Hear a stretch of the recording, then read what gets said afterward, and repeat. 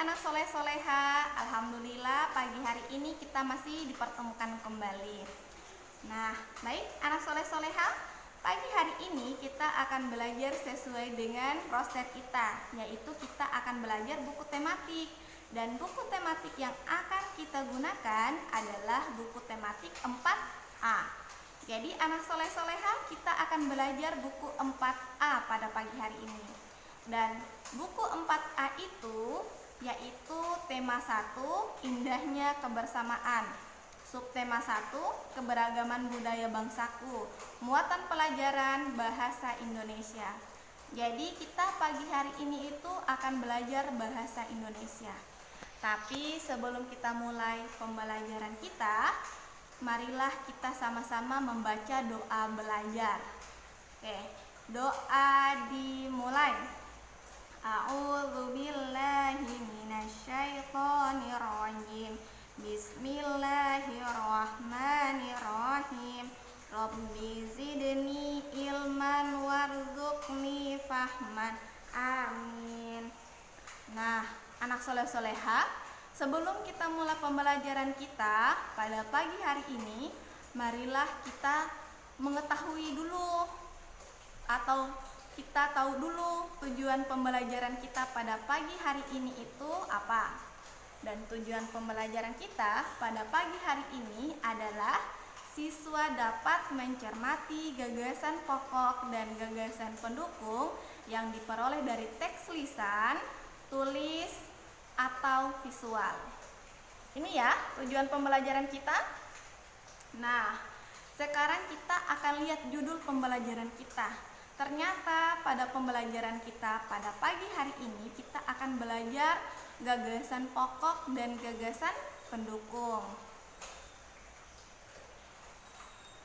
Setiap bacaan biasanya terdiri atas beberapa paragraf. Setiap paragraf memiliki gagasan pokok yang didukung oleh gagasan pendukung. Nah, di sini kita akan bisa melihat perbedaan gagasan pokok dan gagasan pendukung. Gagasan pokok adalah ide utama yang dibahas dalam suatu bacaan, dapat berupa kalimat inti atau berupa pokok paragraf dan biasanya berada di awal kalimat dan di akhir kalimat. Jadi gagasan pokok itu anak soleh-soleha ada di awal kalimat dan bisa berada di akhir kalimat. Nah, selanjutnya kita akan belajar tentang gagasan pendukung.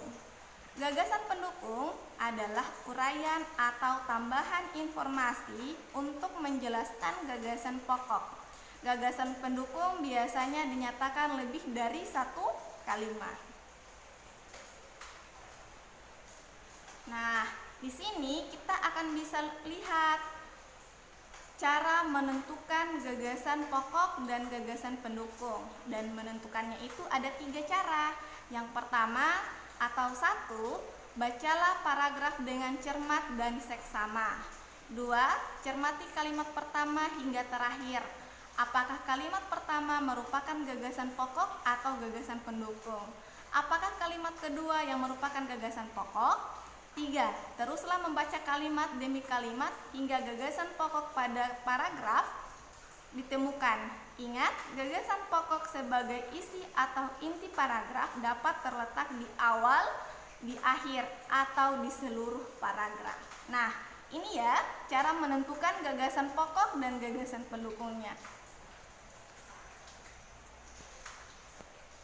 Nah, sekarang kita akan masuk di contoh menemukan gagasan pokok dan gagasan pendukung. Kita akan membaca teks bacaan 1 paragraf dan judulnya itu Pawai Budaya. Ayo, mari sama-sama kita membaca. Pawai budaya sangat menarik bagi warga Kampung Babakan. Pawai ini selalu menampilkan keragaman budaya Indonesia. Udin dan teman-teman tidak pernah bosan menanti rombongan pawai lewat. Tahun ini mereka datang ke alun-alun untuk melihat pawai tersebut. Kakek Udin pun terlihat sabar menanti. Terdengar suara gendang yang menandakan rombongan pawai semakin dekat. Jadi isi cerita ini itu ada satu paragraf. Nah, sekarang kita akan menentukan gagasan pokok dan gagasan pendukungnya. Nah, gagasan pokok pada pawai budaya adalah pawai budaya di Kampung Babakan, dan gagasan pendukungnya adalah pawai ini selalu menampilkan keragaman Indonesia.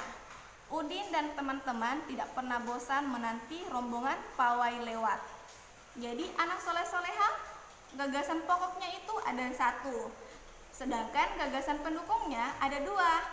Jadi anak soleh-soleha bisa lihat perbedaan di sini, gagasan pokok dan gagasan pendukung. Nah, karena kita sudah tahu penjelasan gagasan pokok dan gagasan pendukung, kemudian kita sudah bisa melihat juga tadi contoh dari gagasan pokok dan gagasan pendukung. Sekarang anak soleh-soleha akan mengerjakan tugas di rumah. Jadi anak soleh-soleha tetap semangat ya nak mengerjakan tugasnya di rumah. Nah, tugasnya itu ada 3 poin. Yang pertama atau 1, silahkan masing-masing Ananda membaca teks bacaan pada buku siswa dengan judul Pawai Budaya pada halaman 1 dan 2. Jadi teks bacaan tadi itu berada di halaman 1 dan halaman 2. 2. Carilah gagasan pokok dan gagasan pendukung pada paragraf 1, 2, 3, dan 4. 2, 3, 4, dan 5 pada teks bacaan. 3. Tuliskan pada lembar kerja siswa gagasan pokok dan gagasan pendukung masing-masing paragraf. Nah, itu saja penjelasan Ustazah pada pagi hari ini. Tetap semangat belajar di rumah ya, tetap semangat mengerjakan tugasnya di rumah. Baik, anak soleh-soleha, Ustazah tutup dengan ucapan wabillahi taufiq wal hidayah. Wassalamualaikum warahmatullahi wabarakatuh.